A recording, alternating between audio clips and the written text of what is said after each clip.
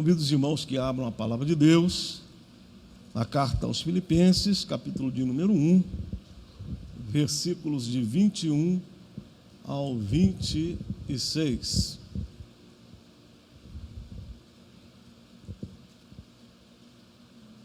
Filipenses, capítulo 1, versículos de 21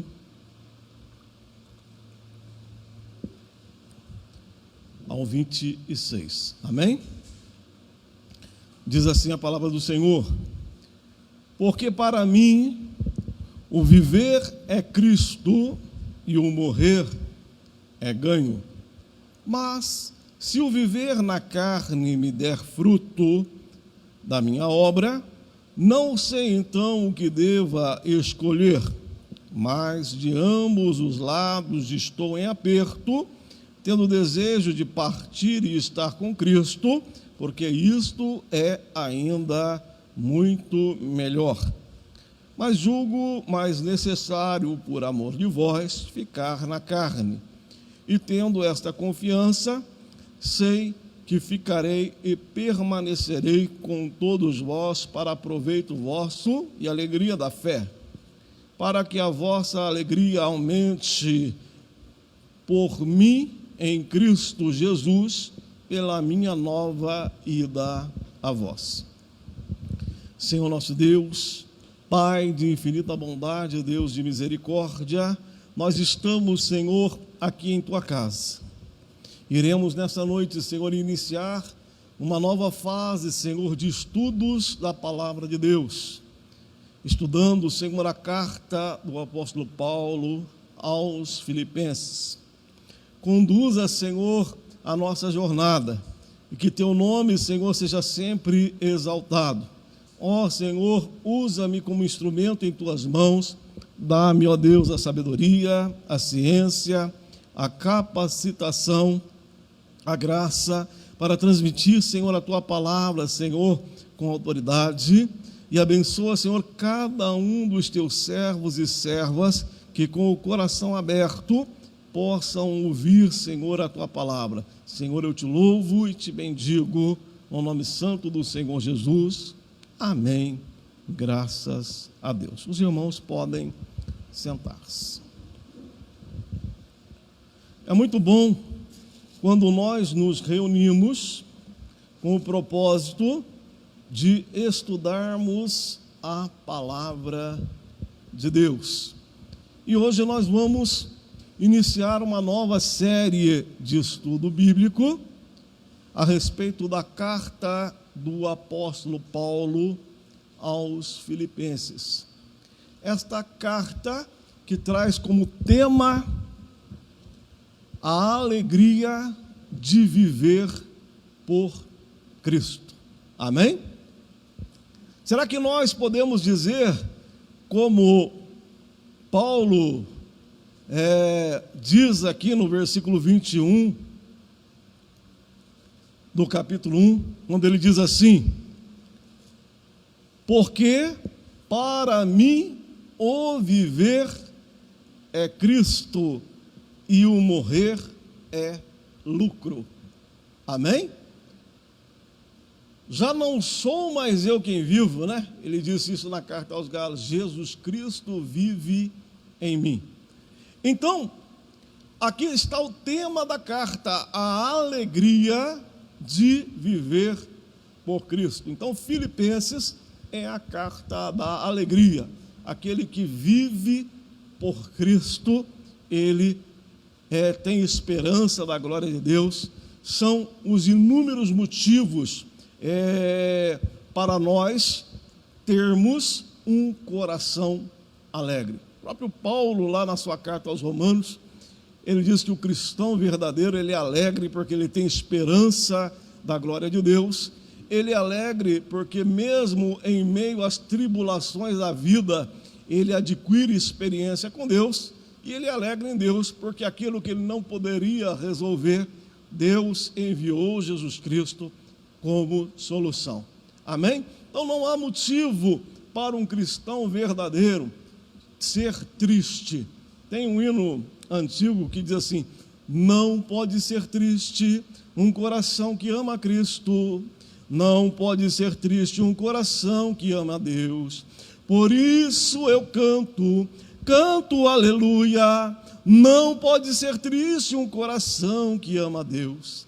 Então, quando realmente nós estamos em Cristo, nós desfrutamos do gozo do Espírito Santo. Então, esta carta, ela traz como tema a alegria de viver por Cristo. Amém? Hoje nós faremos a apresentação da carta. Como toda primeira aula, nós procuramos fazer uma apresentação geral da carta. E dentro desse tema, a apresentação da carta, nós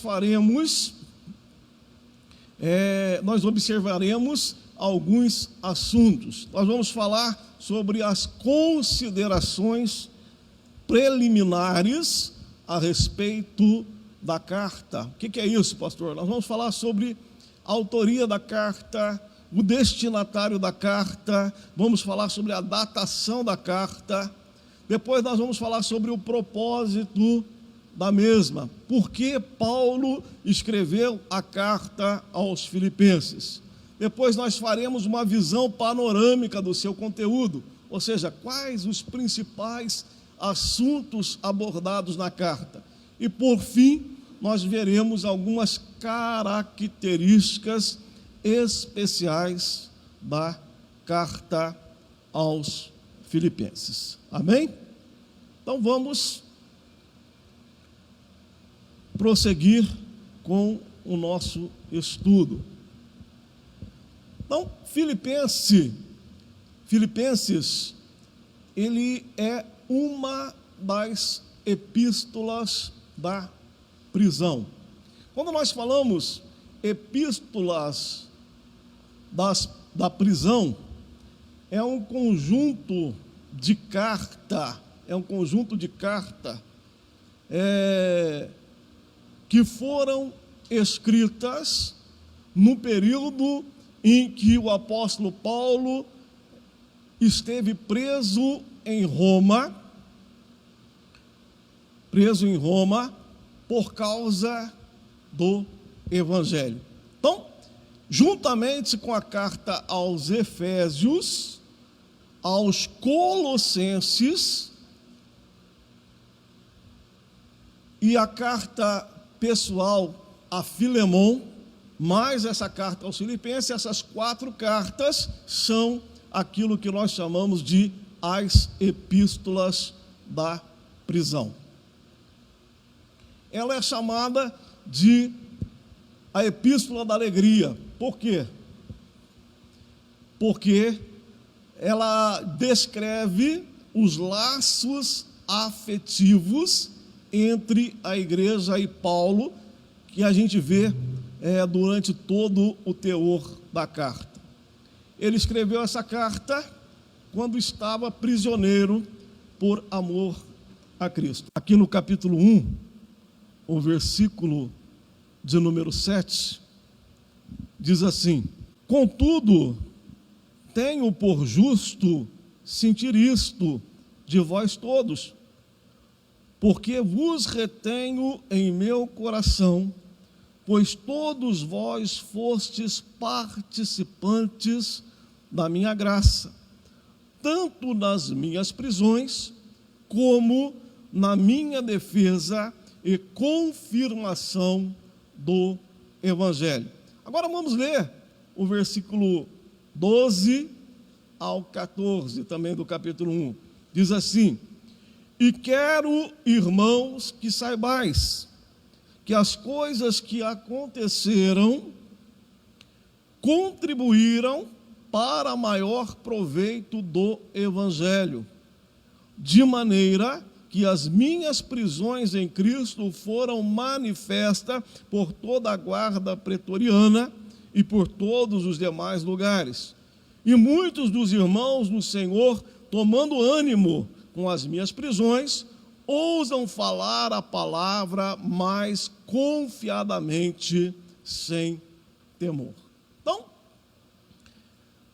quando nós começamos a ler as linhas aqui do primeiro capítulo da carta aos Filipenses, nós já enxergamos que o apóstolo Paulo estava preso quando foi inspirado pelo Espírito Santo para escrever a carta aos Filipenses. Então, certamente, ele estava preso em Roma. Isso a gente vê lá em Atos, capítulo 28. Vamos ler, livro de Atos. Deixa aí o texto de Filipenses marcado. Atos, capítulo 1, versículo 28. Perdão, Atos, capítulo 28, versículo 16. Diz assim a palavra de Deus: E logo que chegamos a Roma, o centurião entregou os presos ao general dos exércitos, mas a Paulo se lhe permitiu morar por sua conta com o soldado que o guardava.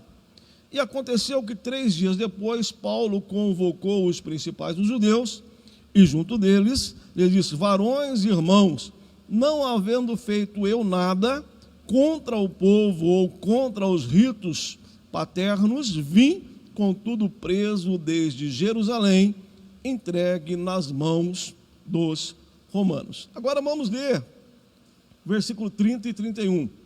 E Paulo ficou 2 anos inteiro na sua própria habitação que alugara e recebia todos quanto vinham vê-lo, pregando o reino de Deus e ensinando em toda a liberdade as coisas presentes ao Senhor Jesus Cristo, sem impedimento algum. Bom, Paulo escreveu essa epístola junto lá, na mesma época que ele escreveu a carta aos Efésios, aos Colossenses e a Filemão, são as chamadas epístolas da prisão. Paulo estava preso por causa do Evangelho, ele foi acusado em Jerusalém, apelou, foi para Roma, ficou 2 anos preso em prisão domiciliar, mas ele tinha liberdade de continuar trabalhando para o Senhor, anunciando a palavra, recebendo as pessoas, e nesse período Deus usou a vida dele para escrever essas cartas tão importantes que tiveram os seus destinatários originais, mas que atravessaram o tempo e contêm ensinamentos maravilhosos que chegaram até aos nossos dias.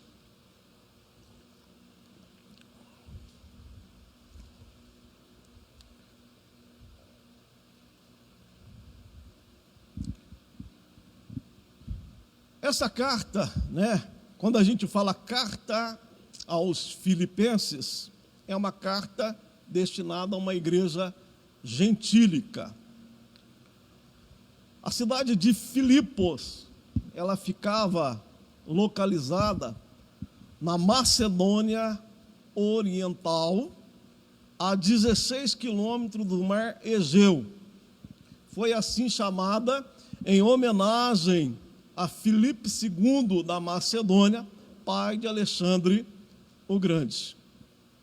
Então, essa cidade, ela era uma cidade muito importante lá na época do apóstolo Paulo. Por quê? Ela fazia a ligação entre a Ásia e a Europa. Foi a primeira cidade europeia a receber a mensagem do Evangelho. Então, a primeira igreja cristã no continente europeu foi a igreja lá da cidade de Filipos, dessa carta aos Filipenses. Era uma cidade importante, onde se extraía bastante ouro. Também essa cidade ela foi fundada por volta de 400 e poucos antes de Cristo pelos trácios. Depois ela foi conquistada pelo pai de Alexandre o Grande. Então o nome da cidade foi uma homenagem a ele, a Filipe II, por isso que ficou a cidade de Filipos. E na época de Paulo, ela já estava sob o domínio do Império Romano. E essa cidade, ela tinha uma guarnição militar, e ela tinha, embora ela ficasse distante de Roma, ela tinha o mesmo status da cidade de Roma. Então, ela era considerada uma cidade romana. E tinha uma estrada chamada Egnácia, que ia de Roma até a Ásia e passava aqui por Filipos. Então, era uma cidade bastante importante e tinha um grande privilégio na época do apóstolo Paulo.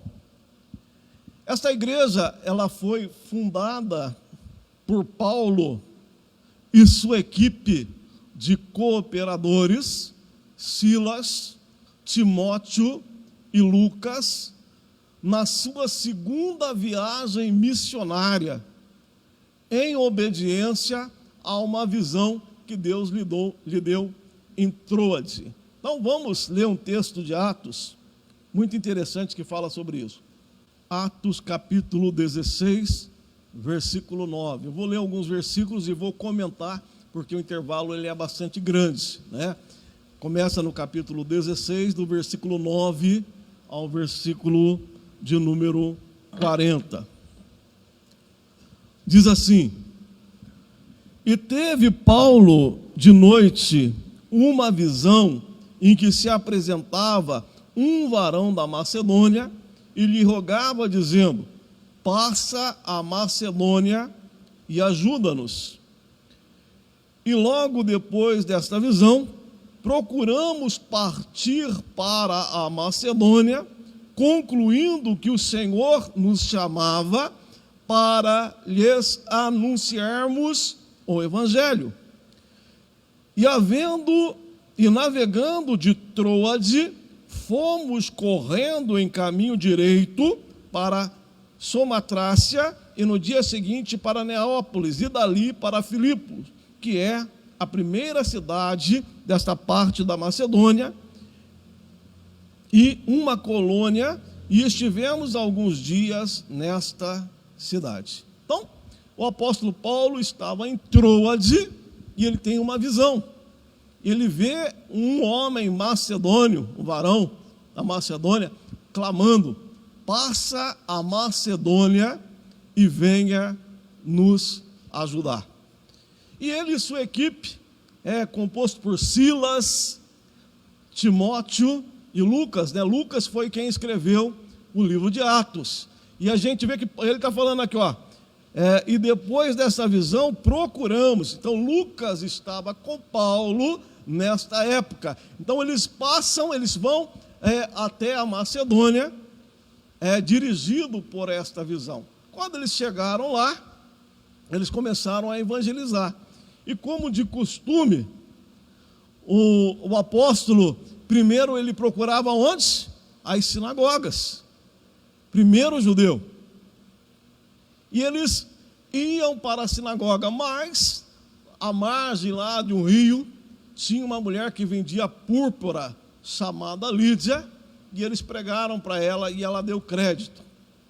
Ela deu bastante crédito à palavra de Deus, de modo que aquela mulher se converteu, e ela constrangiu para que a igreja fosse para a casa dela.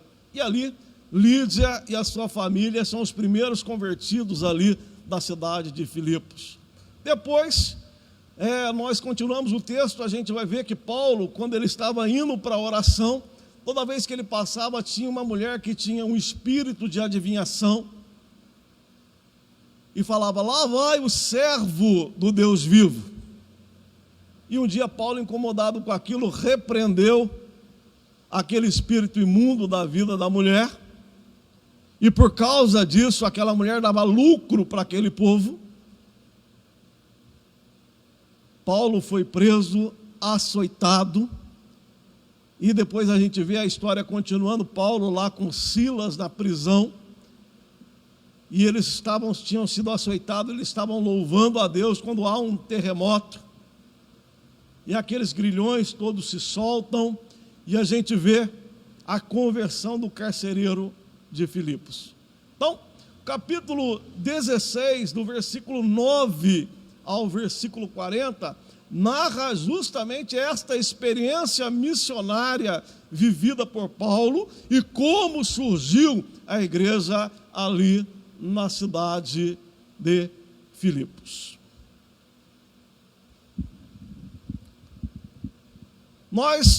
Quando nós olhamos por toda a carta aos Filipenses, nós vemos que um forte elo de amizade desenvolveu-se entre o apóstolo e a igreja de Filipos.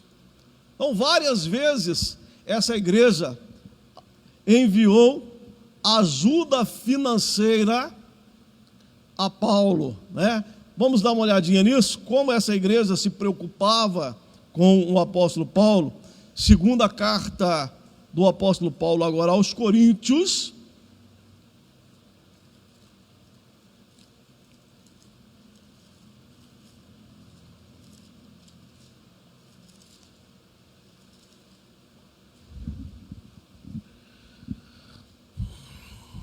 capítulo 11, versículo 9. Segundo aos Coríntios, capítulo 11, versículo 9. Diz assim: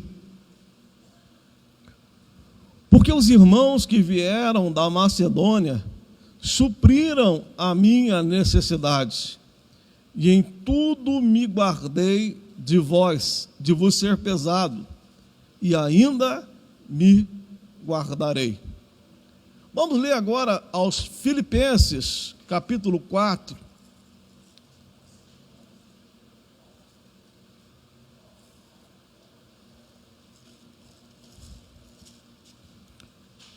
Filipenses, capítulo 4, versículos 15 e 16. Diz assim: e bem sabeis também vós, ó Filipenses, que no princípio do Evangelho, quando parti da Macedônia, nenhuma igreja comunicou comigo com respeito a dar e a receber, senão vós somente. Porque também uma e outra vez me mandastes o necessário a Tessalônica. Então, Paulo, ele tinha uma relação muito próxima e muito afetiva com esses irmãos. Essa igreja demonstrava uma generosidade muito grande. Em relação à igreja de Corinto, por exemplo, que Paulo teve muitas dificuldades, e muitas das vezes Paulo procurava trabalhar fora, fazer tenta, buscar o próprio sustento, para não ter problema com os irmãos ali na igreja de Corinto.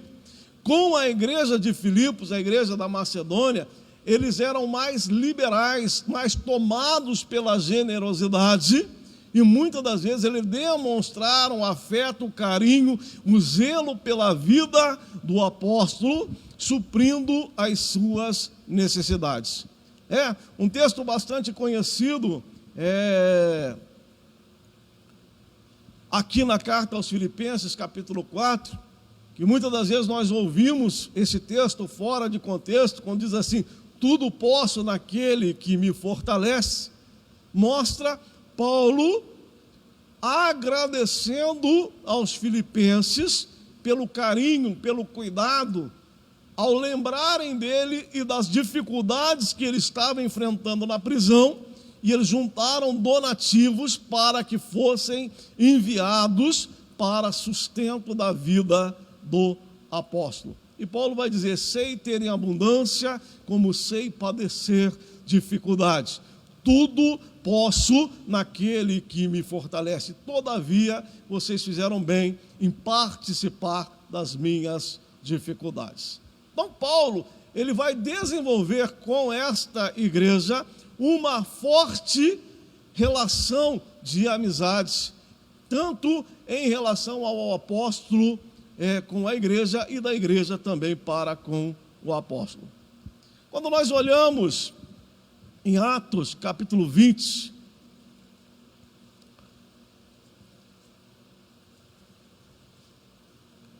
no versículo 1 ao versículo 6, nós vemos que após a fundação da igreja, Paulo visitou essa igreja também durante a sua terceira viagem missionária. Atos capítulo 20, versículos de 1 a 6. Diz assim, ó: depois que cessou o alvoroço, Paulo chamou a si os discípulos, abraçando, saiu para a Macedônia, e havendo andado por aquelas terras, exortando-os com muitas palavras, veio à Grécia, passando ali 3 meses, e sendo-lhe pelos judeus postas ciladas, como tivesses de navegar para a Síria, determinou voltar pela Macedônia, e acompanhando-o até a Ásia, Sópater de Bereia, e os de Tessalônica, Aristarco e Segundo, e Gaio de Derbe, e Timóteo, e dos da Ásia, Tíquico e Trófimo. Estes, indo adiante, nos esperaram em Troade. E depois dos dias dos pães asmos, navegamos de Filipos, e em 5 dias fomos ter com eles a Troade, onde estivemos 7 dias. Então, Paulo, ele volta, pelo menos nessa igreja, pelo menos 2 vezes durante a sua terceira viagem missionária. Vamos continuar com o tema considerações preliminares. Vamos falar um pouquinho sobre a autoria da carta. A autoria da carta a gente observa através de 2 coisas: evidências internas e evidências externas. Vamos falar o que é isso. Primeiro, aqui, ó, quando a gente olha aqui, ó, capítulo 1, versículo 1, diz assim: Paulo e Timóteo, servos de Jesus Cristo, a todos os santos em Cristo Jesus que estão em Filipos, com os bispos e diáconos. Então, logo no primeiro versículo da carta, nós encontramos uma evidência interna, ou seja, que está dentro da carta, que mostra que Paulo é o escritor, auxiliado por quem? Por Timóteo. Amém? Outra questão, quando a gente observa, os acontecimentos narrados na carta condizem com os acontecimentos da vida de Paulo, então estão de acordo. Por exemplo, no capítulo 1, do versículo 12 ao 26, nós não vamos ler, fala sobre as prisões de Paulo. Isso nós encontramos em outros escritos paulinos. Isso mostra que a carta é de Paulo. No capítulo 2, versículo 19 ao 24,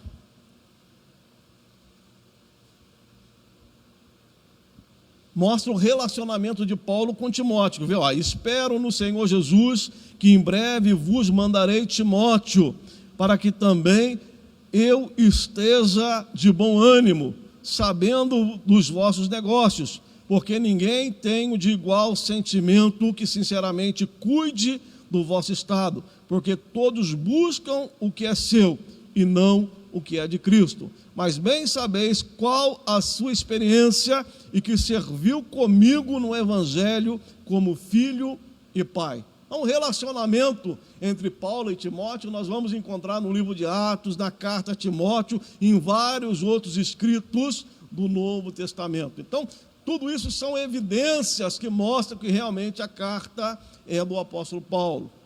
Outra evidência aqui no capítulo 3, versículo 4 a 6. Diz assim, ó: ainda que também podia confiar na minha carne, se algum outro cuida que pode confiar na carne, ainda mais eu, circuncidado ao 8º dia, da linhagem de Israel, da tribo de Benjamim, hebreu de hebreus, segundo a lei, fui fariseu, segundo o zelo, perseguidor da igreja, segundo a justiça que há na lei, irrepreensível. Então, mostra quem era o apóstolo Paulo: fariseu de fariseu, da tribo de Benjamim, perseguidor da igreja de Deus. Então, todas essas evidências mostram que realmente a carta é uma carta legítima do apóstolo Paulo. Para nós, que já temos a Bíblia na nossa mão, isso fica fácil. Mas os pais da igreja, todas as questões, quando o cânon estava sendo formado, eles levavam isso muito a sério, para ver se realmente aquela carta era uma carta legítima, inspirada, e que ela tinha autoridade apostólica. Outra questão: dificilmente alguém conseguiria produzir uma carta tão pessoal em nome de Paulo. Então, é um traço de pessoalidade, de afeto muito grande entre o apóstolo e os irmãos ali da cidade de Filipos. Evidências externas, isso aqui é só por curiosidade. Mas nós sabemos que o cânon, o que é o cânon, pastor? Todo o Novo Testamento só ficou prontinho, como ele é hoje para a gente, no século IV. Mas ele foi se formando aos poucos. E quando nós olhamos nos pais da igreja, ou seja, na patrística, nos escritos daqueles que foram os sucessores dos apóstolos, nós sabemos que até o final do ano 100, os apóstolos já tinham sido mortos. Mas os sucessores dos apóstolos, todos eles, vários deles dão testemunho que a carta aos Filipenses foi realmente uma carta escrita pelo apóstolo Paulo. Isso a gente encontra nos escritos de Policarpo, nos escritos de Marcion. Marcion foi um herege que fez o primeiro cânon, foi um marcionita. Mas, às vezes, os filhos das trevas são mais prudentes do que o filho da luz. Isso mexeu com que a igreja, e a igreja também teve que se organizar e formar um cânon de Muratório. Então, todos esses escritos, não tem dúvida de que a carta de Paulo também pertencia, que a carta aos Filipenses pertencia ao apóstolo Paulo. Também Irineu dá testemunho disso, Tertuliano, Clemente de Alexandria, Clemente de Roma, Inácio, Justino, ou Marte. Todos esses pais apostólicos dão testemunho de que a carta aos Filipenses pertencia realmente ao apóstolo Paulo. Para que tanta informação, pastor? Apenas para nós conhecermos que realmente os pais da igreja se preocupavam em ter como inspirada uma carta autêntica que tenha sinal de apostolicidade, ou seja, que realmente essa carta foi escrita pelo apóstolo Paulo. Ainda nós vamos falar um pouquinho sobre a datação da carta. Tradicionalmente, se aceita que a carta foi escrita durante essa primeira prisão de Paulo em Roma, por volta do ano 60 a 61. Amém? Então, 60 a 61 foi escrita a carta aos Filipenses. Pois bem, qual o propósito da carta? Qual o objetivo que o apóstolo Paulo escreveu a carta aos Filipenses? Primeiro propósito que Paulo escreveu a carta é uma carta de agradecimento. Paulo escreveu para agradecer a igreja pela oferta generosa enviada através de Epafrodito. Vamos ler isso no capítulo 4, versículo 14 ao 19. Diz assim: todavia fizestes bem em tomar parte da minha aflição, E bem sabeis também vós, ó Filipenses, que no princípio do Evangelho, quando parti da Macedônia, nenhuma igreja comunicou comigo com respeito a dar e a receber, senão vós somente, porque também uma e outra vez mandastes o necessário a Tessalônica. Não que procure dádivas, mas procuro o fruto que aumente a vossa conta.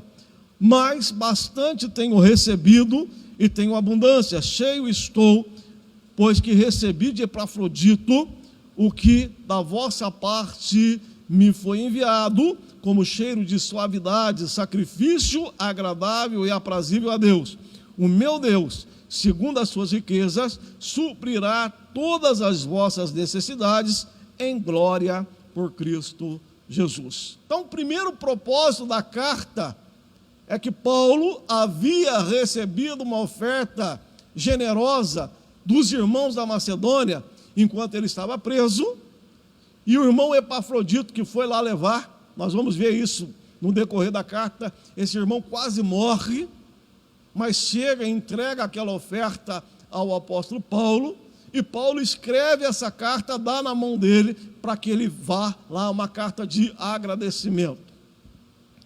Outro ponto que nós observamos aqui como propósito é transmitir à igreja a certeza do triunfo do propósito de Deus na sua prisão. Ou seja, olha o que Paulo diz aqui do versículo 1, capítulo 1, perdão, versículo 12 ao 14.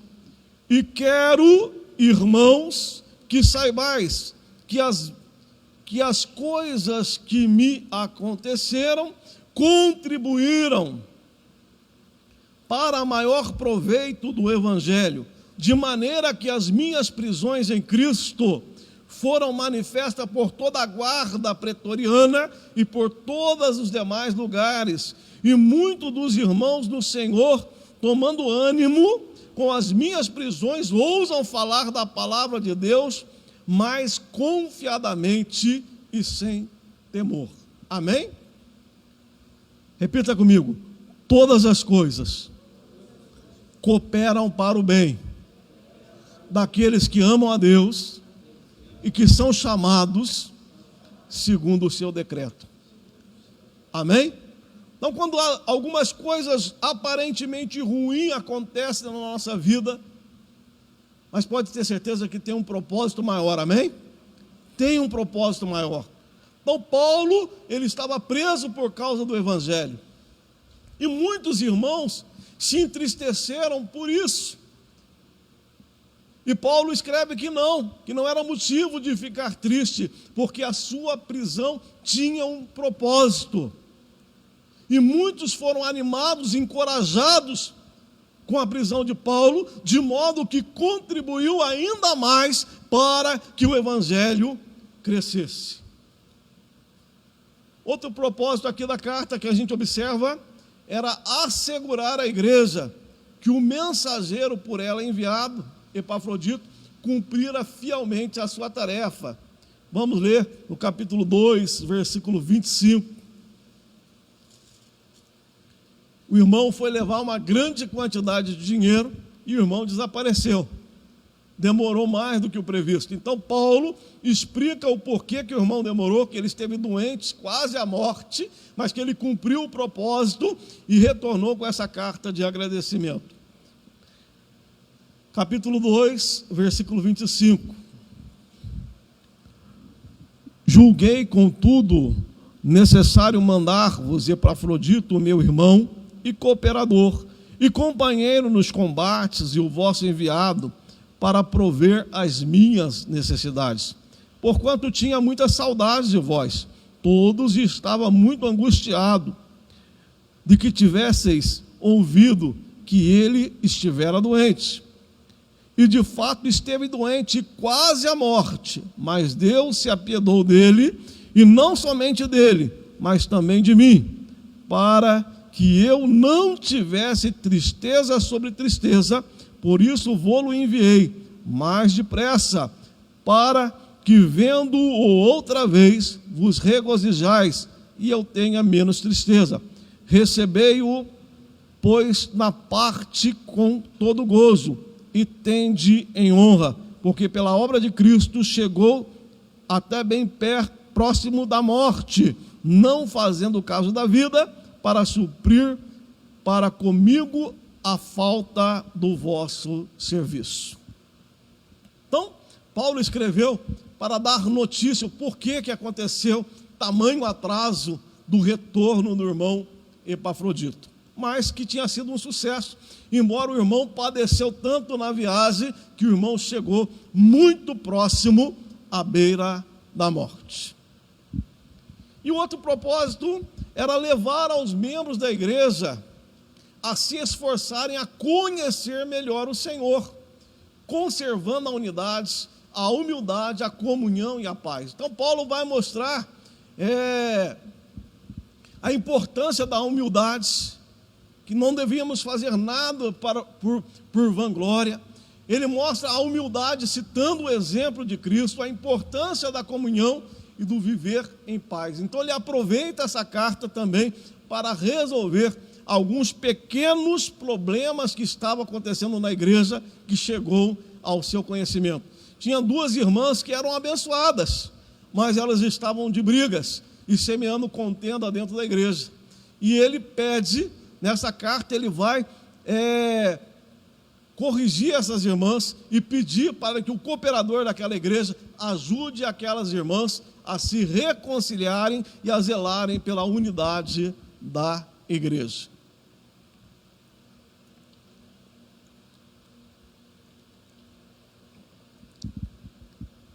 Então, esta carta, ela não foi escrita como a carta, por exemplo, aos Coríntios. A carta aos Coríntios é uma carta que a gente vê que é uma linguagem bastante dura, porque Paulo escreve a carta para corrigir alguns problemas da igreja.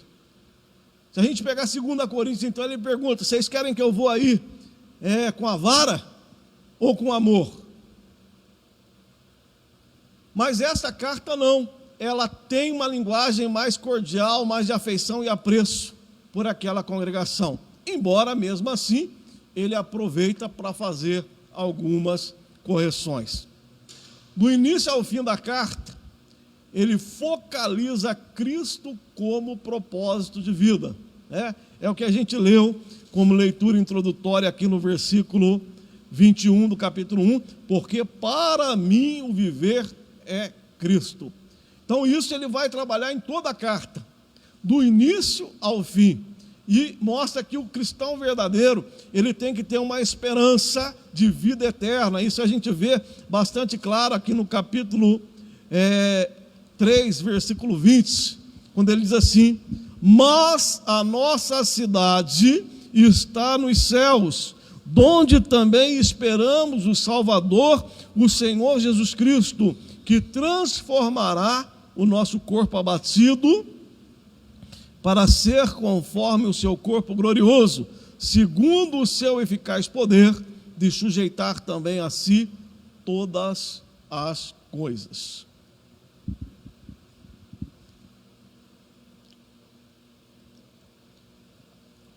Nesta epístola, Paulo trata de 3 problemas pequenos, mas que estavam perturbando a igreja. Primeiro, era o problema do desânimo. Isso a gente vê no capítulo 1, do versículo 12 ao 26. Por causa da prisão de Paulo, alguns estavam desanimados. Então ele mostra que a prisão não era motivo de desânimo, mas era propósito de Deus. E muitos cresceram com a sua prisão, e até mesmo alguns pregavam o evangelho acreditando que ia trazer mais problema para o apóstolo Paulo, mas Paulo fala: o que importa é que o evangelho seja pregado. Então, Paulo, no capítulo 1, do versículo 12 ao 26, eu não vou dar detalhes porque faz parte de aulas futuras, Paulo trata a questão do desânimo, porque muitos estavam desanimados por causa da sua prisão. Ele mostra que não era motivo. Outro assunto, eu já citei, mas pequenas discórdias entre duas mulheres. Vamos ver isso no capítulo 4, versículo 2.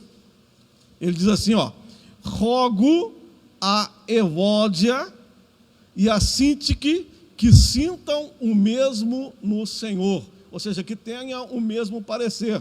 Vamos ver capítulo 2, versículo 2 ao 4, diz assim: completai o meu gozo, para que sintais o mesmo, tendo o mesmo amor, o mesmo ânimo, sentindo uma mesma coisa. Nada façais por contenda ou por vanglória, mas por humildade. Cada um considere os outros superiores a si mesmo. Não atente cada um para o que é propriamente seu, mas cada qual também para o que é dos outros. Então, essas duas irmãs que eram uma bênção para a igreja, mas que por algum momento estavam envolvidos em discórdia. Então Paulo, ele trabalha aqui a questão da unidade, de corrigir os problemas que acontecem dentro da igreja. E um terceiro problema que Paulo enfrenta, ele trata aqui na carta, é a ameaça da deslealdade, sempre presente nas igrejas por causa dos judaizantes e também dos crentes de mentalidade terrena. Então tinha dois probleminhas aqui sérios no capítulo 3. Primeiro, eram os judaizantes. O que é isso, pastor? Eram falsos mestres que queriam implantar um judaísmo dentro da igreja. Olha o que ele diz a respeito desses homens. Versículo 2 do capítulo 3, ele diz assim, guardai-vos dos cães, guardai-vos dos maus obreiros, guardai-vos dos da circuncisão, porque a circuncisão somos nós, que servimos a Deus no Espírito e nos gloriamos em Jesus Cristo, não confiamos na carne. Ou seja, tome cuidado com esses maus obreiros. Ele chama eles aqui de cães, porque essas pessoas queriam transtornar a igreja, trazer costumes judaicos para dentro da igreja. Então esse era um problema. E outro problema que Paulo enfrentou eram crentes de mentalidade terrena. Que é isso, pastor? Crentes que não priorizam o reino de Deus. Será que a gente enfrenta esse problema hoje? Enfrenta ou não? E Paulo vai dizer aqui,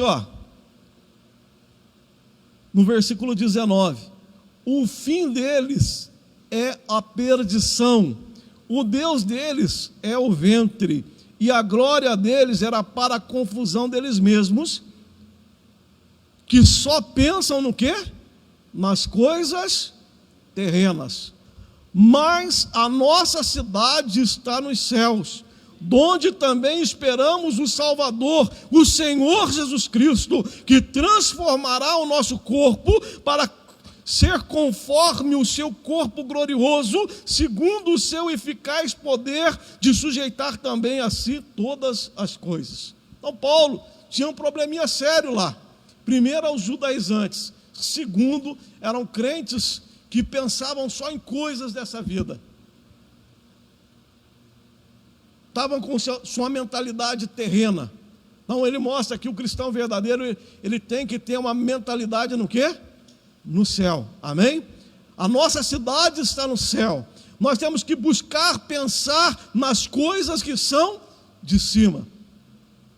E traz uma aplicação bem prática para a nossa vida aqui, Por causa dessa pandemia, nós escutamos tantos, fique em casa, fique em casa, fique em casa, que muitos estão com a sua mentalidade terrena, perderam o ânimo e a vontade de servir ao Senhor e de estar na igreja.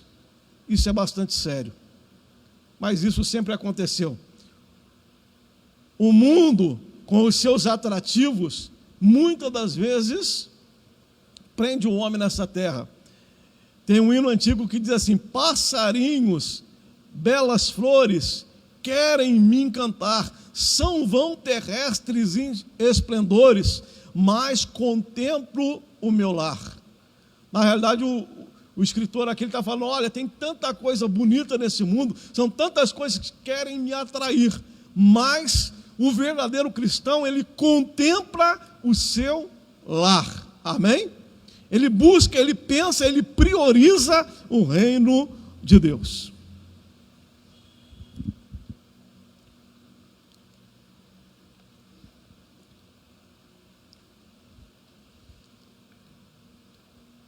Em meio a esses problemas em potencial, temos os ensinos mais ricos de Paulo sobre a alegria em todas as circunstâncias. Amém?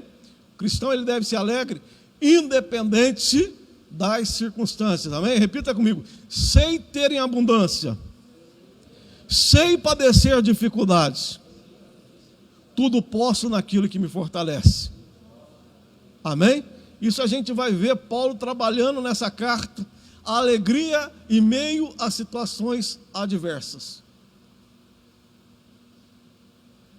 Outra verdade que Paulo ensina aqui, a humildade do serviço cristão, capítulo 2, do versículo 1 ao 16.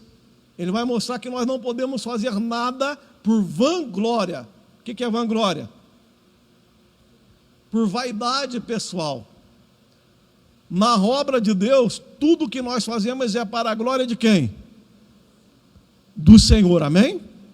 Aí ele dá o exemplo de Cristo, que sendo Deus não teve por usurpação ser igual a Deus, mas aniquilou-se a si mesmo e tomou a forma de servo, e como servo foi obediente até a morte, e morte de cruz.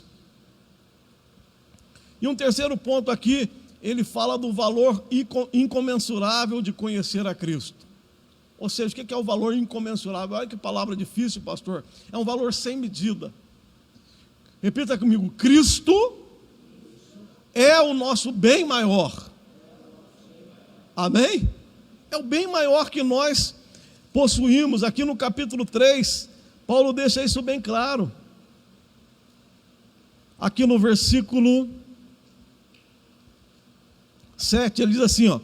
Mas o que para mim era lucro, reputei perda por Cristo. E na verdade, tenho também por perda todas as coisas pela excelência do conhecimento de Cristo Jesus, meu Senhor, pelo qual sofri a perda de todas essas coisas e as considero como esterco para que possa ganhar a Cristo. Amém? Então, ele mostra que o maior tesouro, o maior valor que o cristão pode ter é Cristo. Os judaizantes se orgulhavam da lei. Paulo fala, olha, se for por lei, ele diz aqui, olha, fui circuncidado ao 8º dia, da linhagem de Israel, da tribo de Benjamim, hebreus de hebreus, segundo a lei fui fariseu, segundo o zelo perseguidor da igreja, segundo a justiça que há na lei, irrepreensível. Mas tudo isso para mim não é mais nada, porque agora eu encontrei um tesouro muito maior, e o tesouro que eu encontrei é Senhor Jesus, é o Senhor Jesus, amém? Esse é o bem maior que nós possuímos. Ao que Paulo, ele fala aqui mesmo no capítulo 3, versículo 13 e 14, ele diz assim, irmãos, quanto a mim, não julgo que já haja alcançado, mas uma coisa faço, e é que esquecendo as coisas que atrás ficam e avançando para que estão diante de mim, prossigo para o alvo pelo prêmio da soberana vocação de Deus em Cristo Jesus. Depois que Paulo conheceu a Cristo, ele esqueceu o passado, ele aceitou a nova proposta de vida e continuou olhando para o alvo até o fim da sua jornada. Amém? Esse é o valor sem medida de se conhecer verdadeiramente a Cristo. Para a gente encerrar, nós vamos ver algumas características especiais dessa carta. Primeira, é uma carta pessoal e afetuosa, refletindo o estreito relacionamento entre Paulo e os filipenses. Isso a gente já tem falado. É uma carta também altamente cristocêntrica, revelando a estreita comunhão entre Paulo e Cristo. Cristo é o bem maior. É o que nós lemos como leitura introdutória, quando Paulo diz assim, porque para mim o viver é Cristo. Essa carta contém uma das declarações cristológicas mais profundas, que está aqui no capítulo 2, versículo 5 a 11, quando ele diz assim: de sorte que haja em vós o mesmo sentimento que houve também em Cristo Jesus, que sendo em forma de Deus, não teve por usurpação ser igual a Deus, mas aniquilou-se a si mesmo, tomando a forma de servo, fazendo-se semelhante aos homens, e achando na forma de homem, humilhou-se a si mesmo, sendo obediente até a morte e morte de cruz, pelo que Deus o exaltou soberanamente e lhe deu um nome que é sobre todo o nome, para que no nome de Jesus se dobre todos os joelhos dos que estão nos céus e na terra e debaixo da terra, e toda a língua confesse que Jesus Cristo é o Senhor, para a glória de Deus Pai. Esse é um dos textos mais lindos da Escritura Sagrada. Nós vamos aprofundar nele separadamente nas próximas aulas. É a Epístola da Alegria. A palavra que mais aparece dentro da carta é alegria. O tema mais abordado na carta é a alegria de viver por Cristo. E por fim, Paulo apresenta um modelo de vida cristã dinâmica e resignada. O cristão tem que estar sempre em movimento, e o cristão não pode se curvar diante das dificuldades. Então, ele estimula o crente a viver de modo humilde, nada façais por vanglória, a prosseguir com firmeza para o alvo, ou seja, esquece as coisas que ficaram para trás e olha para o alvo, e o alvo é Cristo, capítulo 3, versículo 13 e 14, a se alegrar sempre. Olha o que ele diz aqui no capítulo 4, versículo 4. Regozijai-vos sempre no Senhor. Outra vez digo, regozijai-vos. Amém? O cristão tem motivo de ser alegre? Repita comigo: regozijai-vos sempre no Senhor. Outra vez digo, regozijai-vos. Paulo estimula o cristão a se libertar da ansiedade. Olha o que ele diz aqui no capítulo 4, no versículo 6. Não estejais inquieto por coisa alguma, antes as vossas petições sejam todas conhecidas diante de Deus, pela oração e súplica com ação de graça. Amém? Está difícil, o que o cristão tem que fazer?